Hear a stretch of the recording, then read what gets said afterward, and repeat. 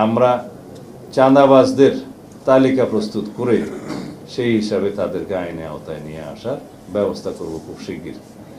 2, যারা অস্ত্রধারী, সন্ত্রাসী, দাগী আসামি, যারা সমাজে বিশৃঙ্খলা সৃষ্টি করছে, তাদের একটি তালিকা প্রণয়ন করা হচ্ছে।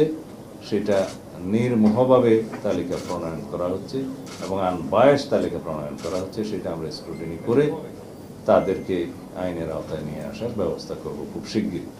ব্যাটারি চালিত রিক্সার সংখ্যা সীমাহীন হয়ে গেছে।